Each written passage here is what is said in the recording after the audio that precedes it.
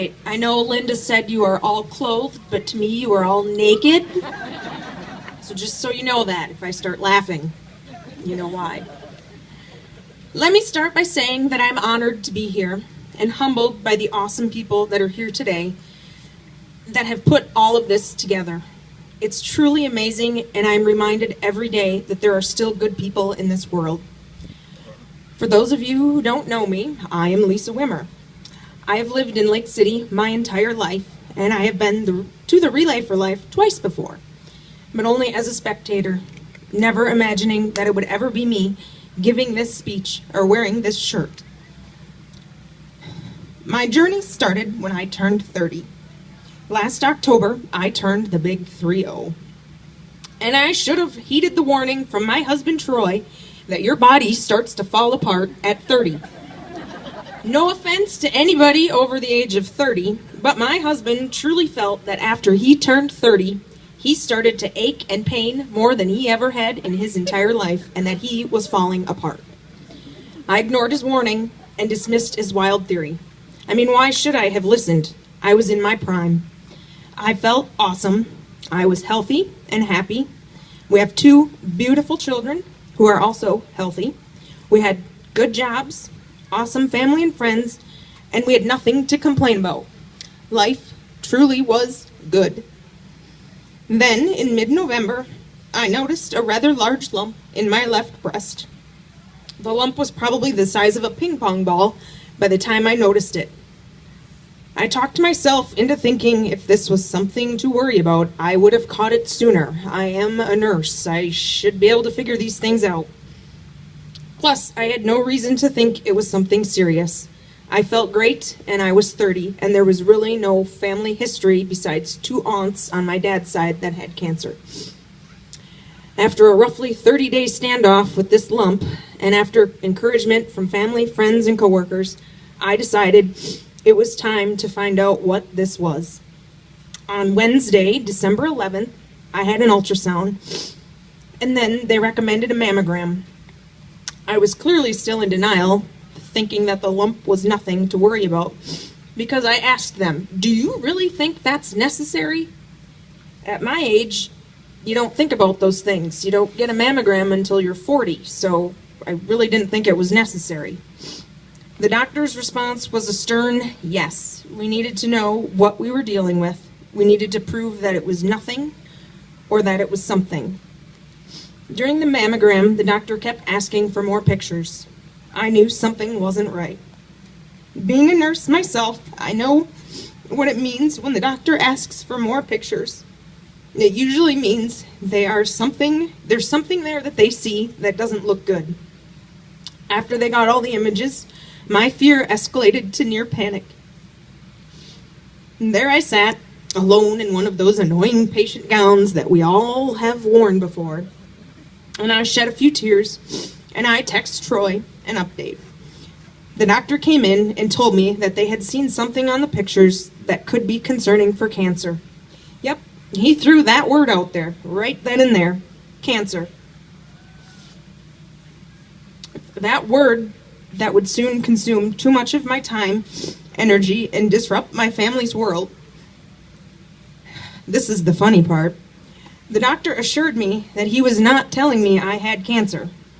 He actually bet me a Las Vegas trip and all of the winnings that I probably did not have cancer.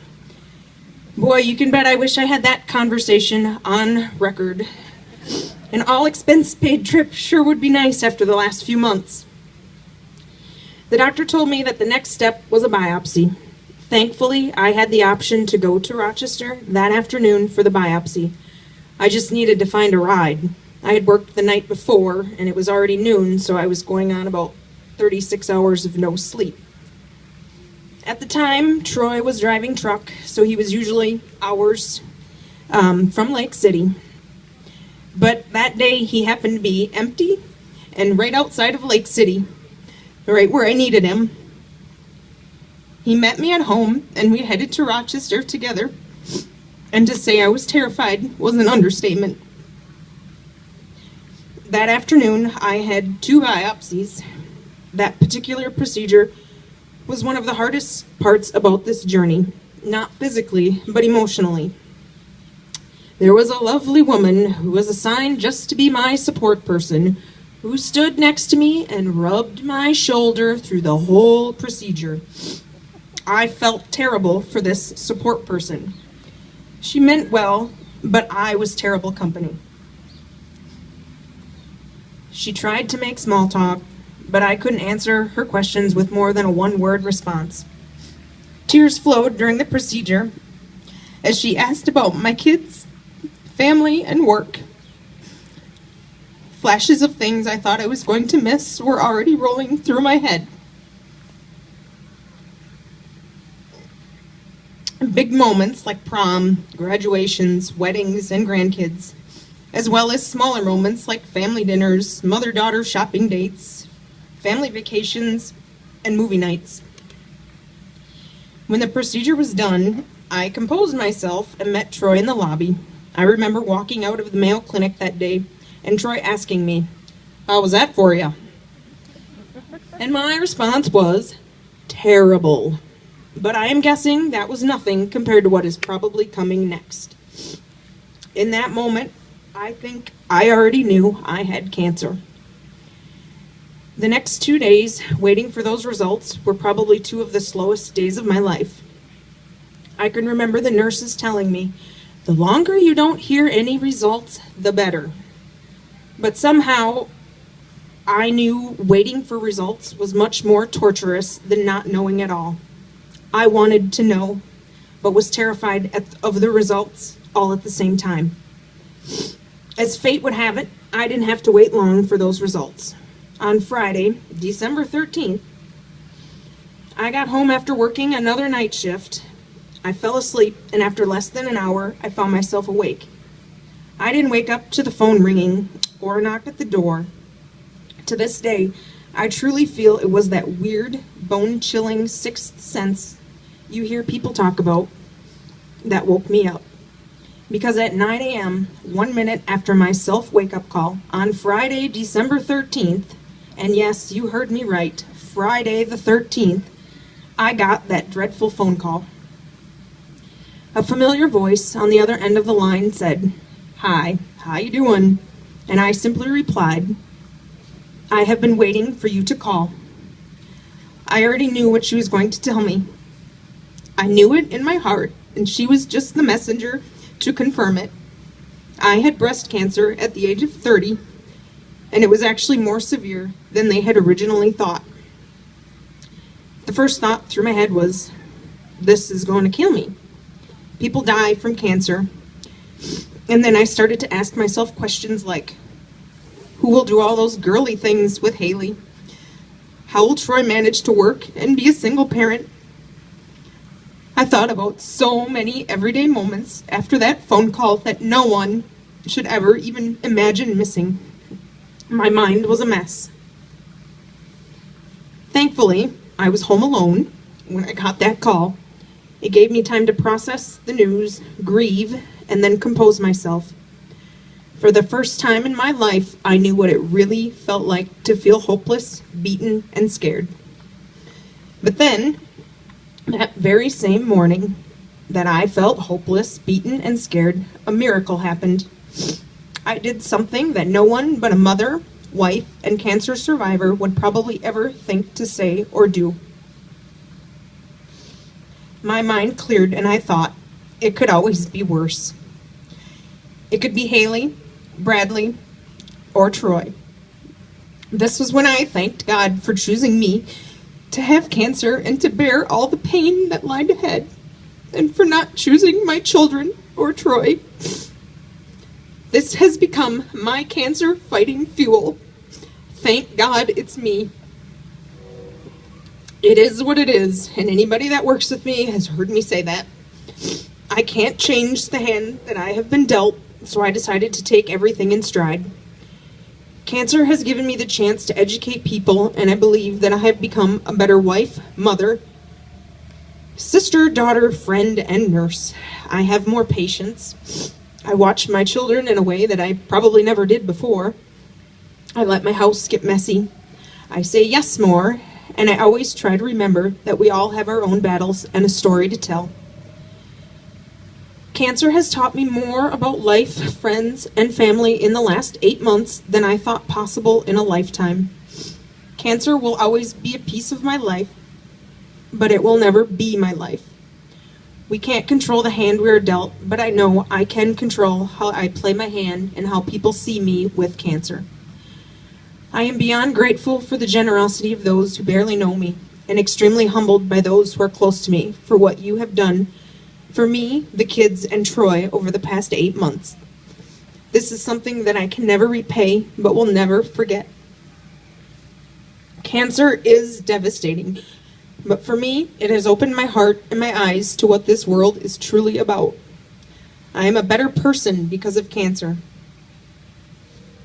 My cancer motto, "Thank God it's me and not my children or Troy," has given me comfort and a feeling of control in a situation that simply is out of anyone's control. Accepting cancer and all of its ugliness has made me stronger and a winner in the end. Don't get me wrong, there are still days when I break down and simply don't want to go to one more appointment. I don't want another needle poke. I don't want another scan, one more pill, or one more person feeling sorry for me. There are days I am emotionally tired, physically tired, and sad that I have to explain to Haley and Bradley why I have to go to the doctor again.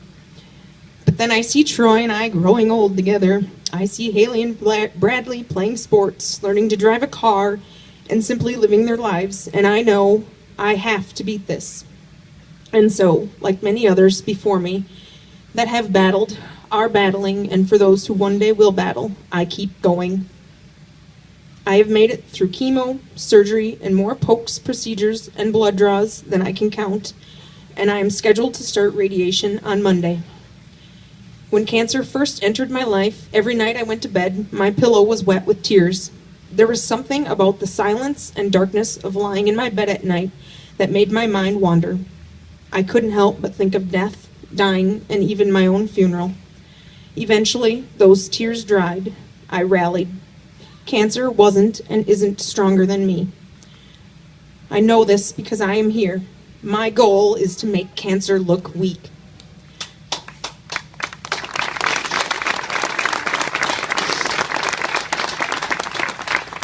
I never wanted to join the cancer club, but having to join has made me feel more alive than ever. To my family, friends, co-workers, and to complete strangers, you have no idea what it has meant to me and my family for everything that you have done. Whether it was providing me rides, helping me make Christmas cookies, dropping off food, walking the dog, being my wig fairies, or cleaning my house. For all the visits, calls, emails, text messages, cards, and so much more than I can put into words, nothing has gone unnoticed. You are my heroes. Thank you to those who have watched Haley and Bradley. Their lives through this have seemed pretty normal, which is probably one of the biggest comforts to me. This has been a fight together from the beginning and will continue to be a fight together until the end. And although I think about cancer probably 100 times a day, it does not and will not define me. I would like to close with a quote from Stuart Scott, a Sports Center anchor who has been battling a rare form of cancer for 7 years. You beat cancer by how you live, why you live, and in the manner in which you live. Thank you.